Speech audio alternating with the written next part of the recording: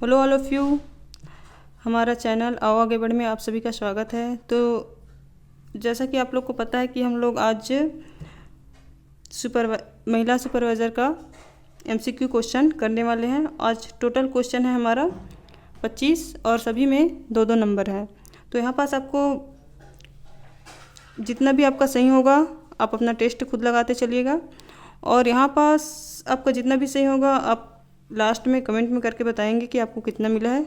25 में more than आपका कितना है उसको बताते चलना है, और हम लोग इसका टॉपिक वाइज करते चलेंगे क्योंकि ये डाटा बहुत ही स्टडी के बाद निकाल के बनाया गया है, जो आपको कोई और जगह उतना देखने को नहीं मिलेगा। तो आप यहाँ पास अपना आंसर लगा सकते हैं। तो चलिए स्टार्ट करते हैं। हमारा फर्स्ट क्वेश्चन देखते हैं। आज हम लोग करेंगे पहले एकीकृत बाल विकास योजना से। हमारा टॉपिक का नाम है आज महिला एवं बाल विकास विभाग से संबंधित योजना एवं कार्यक्रम को करना है, लेकिन इसका टॉपिक का नाम है हमारा एकीकृत बाल विकास योजना। तो यहाँ पास चलो देखते हैं। फर्स्ट क्वेश्चन है हमारा, क्वेश्चन फर्स्ट है एकीकृत बाल विकास योजना ICDS कब से लागू किया गया। तो आपको बताना है कि कब से लागू किया गया है। यहाँ पास आपको सिर्फ 5 सेकंड का टाइम मिल रहा है, तो आपको जल्दी से कमेंट करके बताना है कि आप कौन सा है। तो यहाँ पास इसका राइट आंसर है 2 अक्टूबर 1975। चलिए दूसरे क्वेश्चन की ओर चलते हैं। हमारा दूसरा क्वेश्चन है 2000 की गणना के अनुसार भारत की 0 से 6 वर्ष के आयु के बच्चों की जनसंख्या कितनी है। तो आपको बताना है कि 2000 की गणना के अनुसार 0 से लेकर 6 वर्ष के बच्चों की जनसंख्या कितनी है। तो आप यहाँ पास बता सकते हैं। तो इसका राइट आंसर है सी 15.8। तो यहाँ पास हमारा ऑप्शन सी करेक्ट है, 15.8। ओके, तो हमारा थर्ड क्वेश्चन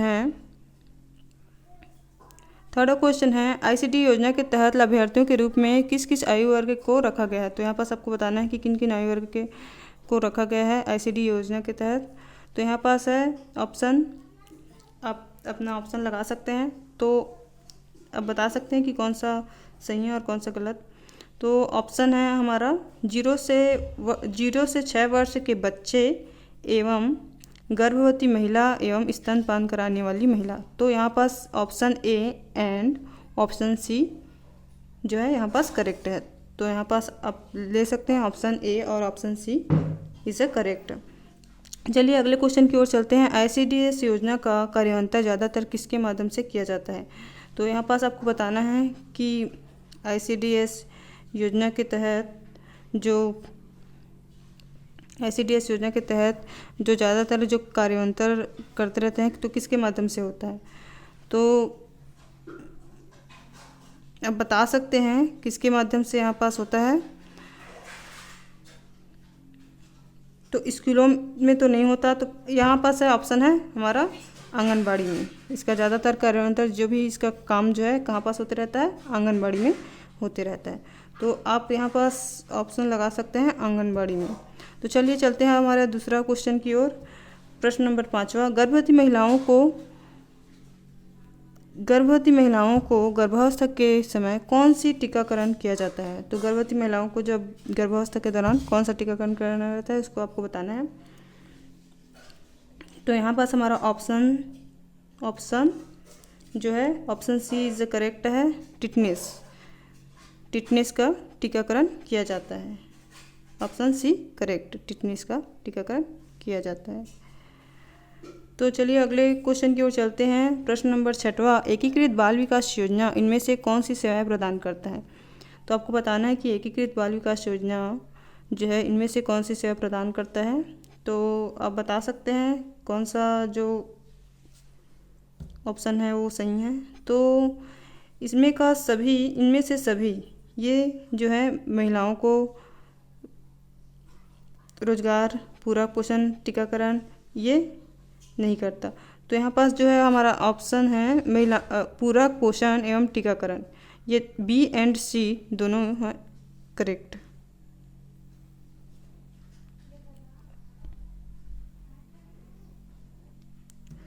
ओके, एंड प्रश्न नंबर 7वां,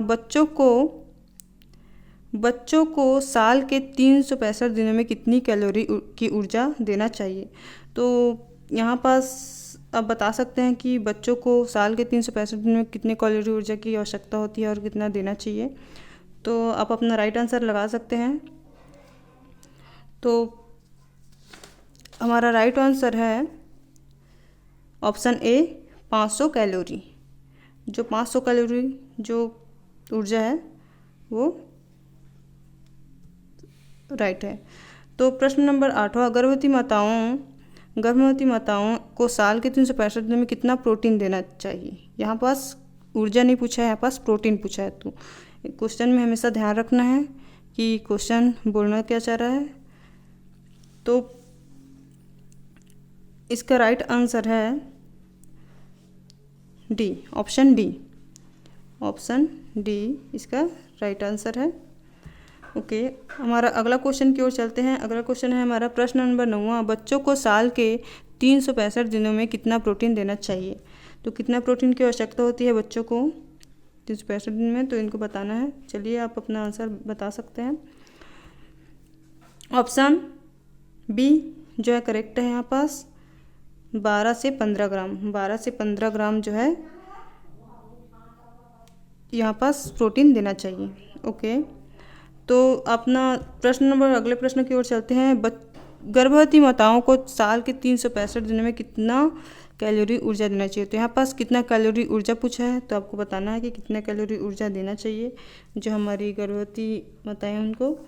तो ऑप्शन सी जो है यहाँ पास करेक्ट है, 600 calorie.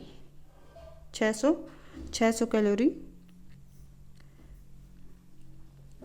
600 calorie, option C. Okay, प्रश्न नंबर 11वां, बच्चे के जन्म के पश्चात उसे कौन सी टीका लगाई जाती है। तो यहाँ पास आपको बताना है कि बच्चे के जन्म के तुरंत पश्चात उसे, या 1 से 2 महीने में भी लगा सकते हैं, लेकिन लगवाना ज़रूरी होता है। तो ये कौन सा टीका लगाया जाता है, तो आपको बताना है। ऑप्शन नंबर कौन सा है, ऑप्शन नंबर फर्स्ट BCG का टीका लगाया जाता है, जिससे उसके बाद है हमारा नेक्स्ट क्वेश्चन है प्रश्न नंबर 12वां, अनौपचारिक शिक्षा या किस वर्ष के आयु वर्ग के बच्चों को आंगनबाड़ी में दिया जाता है। तो जो अनौपचारिक शिक्षा है वो किस वर्ग के आयु के बच्चों को दिया जाता है, यहाँ पास बताना है। तो यहाँ पास ऑप्शन डी 3 से 5 वर्ष के, 3 से 5 वर्ष के बच्चों को, ऑप्शन डी 3 से 5 वर्ष के बच्चों को जो है अनौपचारिक शिक्षा आंगनबाड़ी जो है प्रदान करता है। उसके बाद हमारा नेक्स्ट क्वेश्चन है हमारा, एक पर्यवेक्षक की नियुक्ति कितने आंगनबाड़ी के लिए किया जाता है। ये जो है हमारा IMP क्वेश्चन है, क्योंकि आपको इसी में पोस्ट होना है तो आपको इसके बारे में जानकारी रखना अनिवार्य हो जाता है। तो एक पर्यवेक्षक जो है वो कितने आंगनबाड़ी को संभालता है, यहाँ पास पूछा जा रहा है कितने आंगनबाड़ी की नियुक्ति आंगनबाड़ी के लिए किया जाता है। तो यहाँ पास आपको बताना है option B is correct, 25। Option B 25। Next question है एकीकृत बाल विकास की सेवाएं हैं। तो यहाँ पास बताना है आपको एकीकृत बाल विकास की सेवाएं जो ICDS का जो सेवाएं हैं वो कौन कौन सी सेवाएं हैं। तो चलिए बताइए आप। तो ऑप्शन ए पूरक पोषण एंड टीकाकरण, ऑप्शन बी नियमित रूप से बच्चों की जांच, बच्चों का सही तरीके से बड़ा होना, ऑप्शन सी अनौपचारिक शिक्षा, महिलाओं को स्वास्थ्य संबंधी शिक्षा देना। तो यहाँ पास ये जो सभी हैं ये एकीकृत बाल विकास जो है सेवाएं प्रदान करता है। तो ये सभी, तो इसका आंसर होगा ऑप्शन डी, ये सभी। ओके, नेक्स्ट क्वेश्चन है हमारा 15, ग्रामीण एवं शहरी क्षेत्र में कितनी जनसंख्या पर एक आंगनबाड़ी खोला जा सकता है। तो यहाँ पास आपको बताना है जो ग्रामीण और शहरी इलाका है उसमें कितने जनसंख्या पर आंगनबाड़ी खोला जा सकता है। तो ऑप्शन आप बताइए।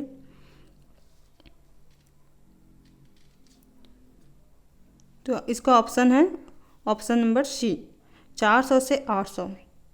400 से 800 की जनसंख्या पर एक आंगनबाड़ी खोला जा सकता है। ओके, नेक्स्ट क्वेश्चन है हमारा, आदिवासी क्षेत्र में कितनी जनसंख्या पर एक आंगनबाड़ी खोला जा सकता है। तो यहाँ पास बताना है कि आदिवासी क्षेत्र में कितनी जनसंख्या पर एक आंगनबाड़ी खोला जा सकता है। तो यहाँ पास ऑप्शन नंबर है 300 से 800। ऑप्शन डी इज करेक्ट, 300 से 800। ओके, नेक्स्ट क्वेश्चन है हमारा, ग्रामीण एवं शहरी क्षेत्र में कितनी जनसंख्या पर एक मिनी आंगनबाड़ी खोला जा सकता है। तो यहाँ पास मिनी आंगनबाड़ी के बारे में बताना है कि ग्रामीण और शहरी इलाका में कितनी जनसंख्या पर एक मिनी आंगनबाड़ी खोला जा सकता है। तो यहाँ पास आप बता सकते हैं अपना आंसर। तो ऑप्शन बी जो है हमारा करेक्ट है, 150 से 400। 150 से लेकर 400 की जनसंख्या पर यहाँ पास जो है आंगनबाड़ी खोला जा सकता है। ओके, नेक्स्ट क्वेश्चन, आदिवासी क्षेत्र में कितनी जनसंख्या पर एक मिनी आंगनबाड़ी केंद्र खोला जा सकता है। तो आदिवासी क्षेत्र में आपको बताना है कि कितनी जनसंख्या पर आंगनबाड़ी, एक मिनी छोटा आंगनबाड़ी जो है खोला जा सकता है। तो आप बता सकते हैं आंसर ऑप्शन नंबर ए जो करेक्ट है, 100 से 300। 100 से 300 जो है वो सही है। प्रश्न नंबर 19, एकीकृत बाल विकास सेवा योजना है। तो यहाँ पास आपको बताना है कि एकीकृत बाल विकास योजना जो सेवा योजना है वो क्या है। तो यहाँ पास आप बता सकते हैं integrated child development service, option number A. Option number A जो है वो करेक्ट है। प्रश्न नंबर 20, समेकित बाल विकास सेवा विभाग की ... है। तो यहाँ पास बताना है कि आपको ये विभाग की क्या है। तो ऑप्शन नंबर ए इसका सही है, फ्लैगशिप।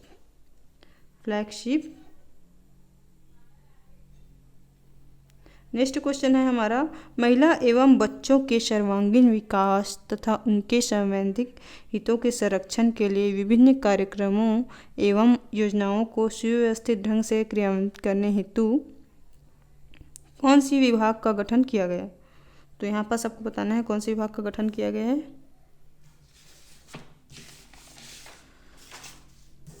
चलिए, इसका करेक्ट आंसर है ऑप्शन नंबर सी, महिला एवं बाल विकास विभाग। इसका महिला एवं बाल विकास विभाग जो है सही है। नेक्स्ट क्वेश्चन है, राज्य महिला आयोग का गठन कब किया गया। राज्य महिला आयोग का गठन कब किया गया। तो आपको यहाँ पास बताना है डेट कि कौन से डेट पे राज्य महिला आयोग का गठन किया गया है। ऑप्शन नंबर बी जो है करेक्ट है, 24 मार्च 2001 को महिला आयोग का गठन किया गया है। 24 मार्च 2001 को ऑप्शन नंबर बी जो है सही है। प्रश्न नंबर 3 है, राज्य में कितने आंगनबाड़ी केंद्र स्वीकृत हैं। तो इसका डाटा बताना है आपको कि हमारे जो राज्य है छत्तीसगढ़ राज्य में कितना आंगनबाड़ी केंद्र जो है स्वीकृत हैं। तो इसका आंसर है ऑप्शन डी, 43,763। 43,763 जो है आंगनबाड़ी केंद्र स्वीकृत है। नेक्स्ट क्वेश्चन है, राज्य में कितने मिनी आंगनबाड़ी केंद्र स्वीकृत हैं। तो यहाँ पास आपको बताना है कि राज्य में कितने जो है मिनी आंगनबाड़ी स्वीकृत हैं। इसको थोड़ा सा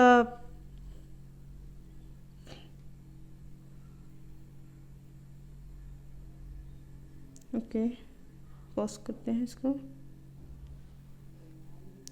ओके, नेक्स्ट क्वेश्चन है, विभाग अंतर्गत प्रदेश के कितने जिलों में बाल विकास परियोजना है। तो कितने जिलों में जो बाल विकास परियोजना चल रहा है उसके बारे में आपको बताना है।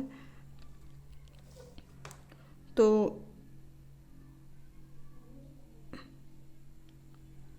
ऑप्शन नंबर डी जहाँ पर सही है, 17 राज्यों में जो है ये क्रियान्वयन है। ओके, नेक्स्ट है, लास्ट क्वेश्चन है हमारा, विभाग अंतर्गत प्रदेश में कितनी बाल विकास योजना है। तो यहाँ पास बताना है कि विभाग के अंतर्गत हमारे जो प्रदेश में कितने बाल विकास परियोजना हैं। तो इसका आंसर है आंसर नंबर ए, 220। तो ये जो है हमारा एकीकृत बाल विकास योजना का जितना भी MCQ क्वेश्चन है, इम्पोर्टेंट, बहुत बहुत इम्पोर्टेंट क्वेश्चन है ये। आप सभी अपना टेस्ट सीरीज लगा के अपना चेक कर सकते हो कि आपको कितना और तैयारी करना है। और अभी तो एग्ज़ाम जो है 23 जनवरी 2022 से होगा, तो हम जो है बाकी चीज़ जितने दिन में हैं उतने में सिलेबस को कवर करने की कोशिश करेंगे डेली। तो थैंक यू। और आप कमेंट करके बताना नहीं भूले कि आपको कितना आपका जो है क्वेश्चन सही हुआ है और कितना आपका रॉन्ग हुआ है। Thank you.